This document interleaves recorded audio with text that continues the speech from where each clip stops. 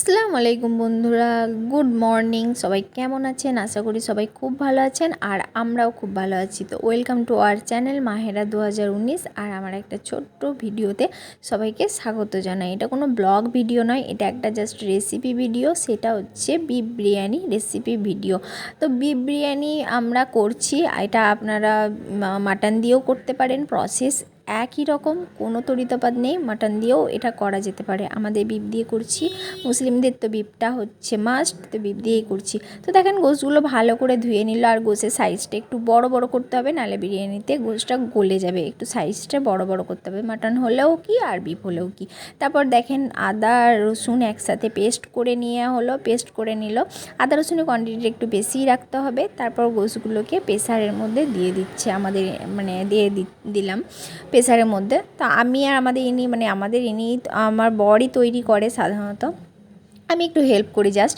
তো দেখেন আদা রসুনটা প্রেসারের মধ্যে গোশ দিয়ে আদা রসুনটা দিয়ে দেওয়া হলো। সেটা মাটন হতে পারে, যা খুশি হতে পারে। মাংসটা প্রেসারের মধ্যে দিয়ে আদা রসুনের কোয়ান্টিটিটা দেখতেই পাচ্ছেন একটু বেশি, 1 বাটি মতো দেবেন। আমি পরিমাণটা, এটা আমাদের 3 কিলো গোশ ছিল, 3.5 কিলো 3 কিলো গোশ ছিল। তো আদা রসুনটা আমরা আধ বাটি মতো দিয়েছি। আর এদিকে দেখেন নুন দিয়ে দেওয়া হয়েছে পরিমাণ মতো, আর শুকনো লঙ্কা গুঁড়ো যে যতটা পরিমাণ ঝাল খাবেন তেমন দেবেন। এতে দেওয়া হচ্ছে, আবার কিন্তু আলুতেও দেওয়া হবে। আর গোলমরিচ হচ্ছে মাস্ট, বিপেও মাটনেও গোলমরিচ হচ্ছে মাস্ট। গোলমরিচ দিতে হয়, আর তেজপাতা, এই দুটো কিন্তু দিতে হয়, না হলে ভালো লাগে না। তারপরে একটু পানি দিয়ে প্রেসার দিয়ে দেওয়া হচ্ছে। দেখেন তো গোশের মধ্যে গেল হচ্ছে নুন, গুঁড়ো লঙ্কার গুঁড়ো, আদা রসুন, তেজপাতা আর গোলমরিচ। নুনটাকে এইভাবে চেক করে নেবেন, কাঁচা গোশেরই নুন চেক করে নেবেন। বাবুর্চি দেখেন দিয়ে দিল প্রেসার।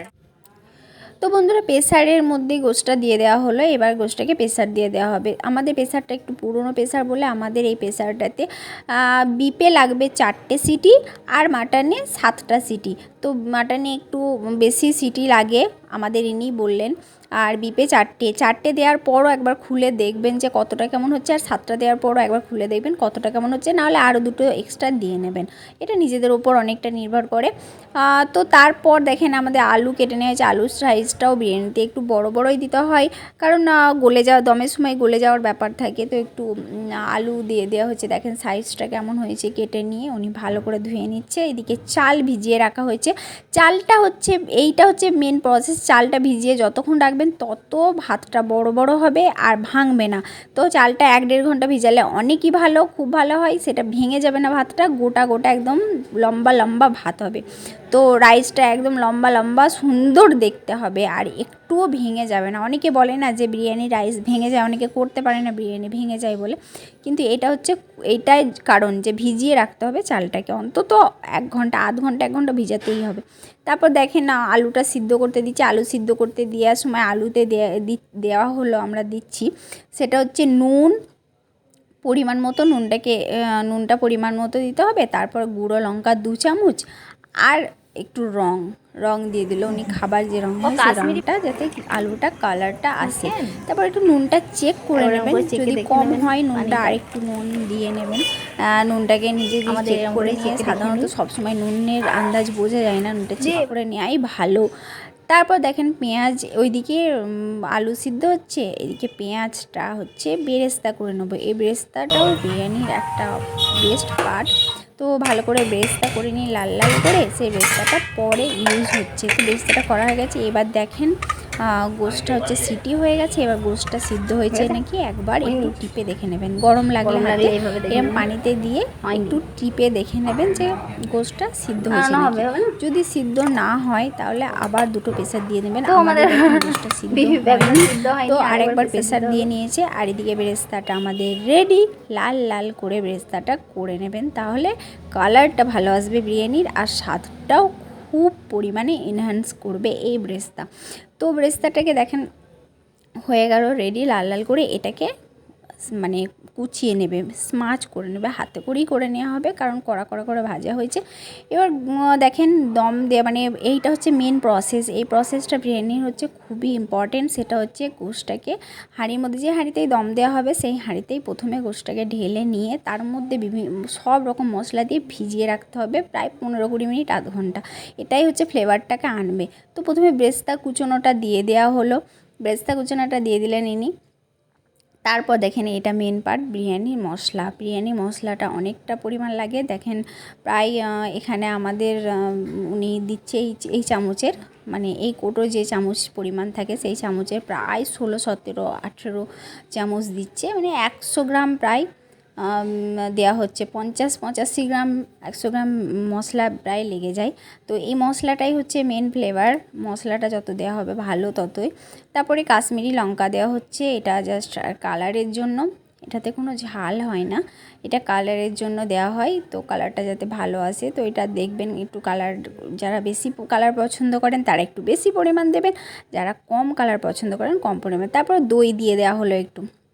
আমি প্রথমে বললাম এটা মেন প্রসেস, এটাই মেন। মশলাগুলো দিয়ে ভিজিয়ে রাখলে কি হয়, গোশের মধ্যেই মশলাগুলো ঢুকে যায়, গোশটা মশলাগুলোকে অবজার্ভ করে নেয়, তো আরও ভালো মানে গোশটাকে খেতে লাগে। আর বিরিয়ানি গোশ আলু যদি খেতে না ভালো হয়, বিরিয়ানি ভালো হয় না। তো ওইদিকে দেখেন পানি ফুটাতে দেওয়া হয়েছে, মানে পানিটা ফুটে যাবে তারপরে চালটা দেওয়া হবে। তো ওইদিকে পানি ফুটিয়ে চালটা দেওয়া হয়েছে, আর এদিকে দেখেন দম দেওয়ার জন্য ব্যবস্থা করে নিচ্ছেন উনি। তাটা হচ্ছে গোশটা ভিজিয়ে রেখেছিল, তার মধ্যে আলুগুলো সাজিয়ে সাজিয়ে দিয়ে যে বেরেস্তার তেলটা বেঁচেছিল সেই তেলটা দিয়ে দিল ওপর দিয়ে। তেলটা দিতেই হবে, তবে ভাতটা গোটা গোটা বেশ ঝরঝরে হবে। এদিকে দেখেন যে পানিটার মধ্যে চাল সিদ্ধ করেছে না, ওই পানিটার মধ্যে দিয়েছে এলাচ, দারচিনি, লবঙ্গ। এলাচ 2-3টে পরিমাণ, দারচিনি লবঙ্গও 3-4টে, দারচিনি অর্ধেক, এরম করে দিয়ে এবার ভাতটা কিন্তু পুরো হবে না, কিন্তু ভাতটা হবে 80%, মানে একটু গোটা, মানে একটু শক্ত থাকবে, কারণ দম দেওয়ার সময় নাহলে গলে যাবে। পুরো ভাতটা হলে দম দেওয়ার সময় গলে যাবে। তারপর দেখেন আলু গোস্ত দেওয়া হয়ে গেছে, এবার ভাতটা ওপর থেকে উনি ঢেলে দিলেন রাইসটা। তারপর দেখেন এটা হচ্ছে জাফরান, যে রঙটা দেখালাম ওই রঙের মধ্যে আতর দিয়ে দিয়েছে, 4-5 ফোঁটা 6 ফোঁটা আতর দিয়ে তারপর ওপর দিয়ে ছিটিয়ে দিলেন। আর এই দুধের মধ্যে দিয়ে দিলেন গোলাপ পানি, যে যতটা সেন্ট খেতে ভালোবাসেন সে ততটা গোলাপ পানি দিয়ে দেবেন। গোলাপ পানি দিয়ে দেওয়া হলো, তারপর এবার দুধটাকে ওপর থেকে ছড়িয়ে দেওয়া হলো। তো প্রসেস কমপ্লিট। এবার হচ্ছে দম দেওয়ার তৈয়ারি করা হচ্ছে। সেটা হচ্ছে এই দেখেন আটা, সে গমের আটাও হতে পারে, ময়দাও হতে পারে, কোনো ব্যাপার নেই। আটা দিয়ে এরকম সরু সরু করে লেই করে গোটা মুখে লাগিয়ে নেওয়া হচ্ছে। দেখেন উনি লাগাচ্ছে সুন্দর করে। আর দেখেন বিরিয়ানি করা প্রচণ্ড সহজ একটা পদ্ধতি, কিন্তু যারা জানে না তাদের কাছে অনেকই মানে কঠিন লাগে। আমি জানতাম না, আমার কাছে কঠিন লাগতো, বাট এখন দেখে দেখে আমারও মনে হয় যেন খুবই সহজ পদ্ধতি। তো আপনারা তৈরি করতে করতে দেখবেন না, একবার করবেন দেখবেন সাহস চলে আসবে। একবার করলে হয়তো একটু কিছু প্রবলেম হতে পারে, সেটা সব ক্ষেত্রেই হবে, কিন্তু সাহস করে করতে হবে, তো খুবই তারপর ঠিক হয়ে যাবে। তো দেখেন দুদিকে দুটো ফুটো করে দিল উনি দম দেওয়ার সময়, যাতে ধোঁয়াটা বের হয়, আর ধোঁয়াটাকে না শুঙিয়ে আবার কান দিয়ে পটপট করে শব্দ হবে, ততক্ষণ দম দিয়ে তারপর পটপট করে শব্দ হলেই জানতে হবে এবার হয়ে গেছে ভাত। আর হ্যাঁ, ধোঁয়া বেরোতে শুরু হলেই না আঁচটা লো ফ্লেমে করে দিতে হবে, 10-15 মিনিটের মধ্যেই হয়ে যায় দম। তো ভিডিওটা ভালো লাগলে অবশ্যই লাইক, শেয়ার, কমেন্ট করবেন, চ্যানেলটাকে সাবস্ক্রাইব করবেন। আর আগেও অনেক রকম প্রসেসে বিরিয়ানি আপনাদের দেখাবো, তো সাথে থাকেন। আল্লাহ হাফিজ।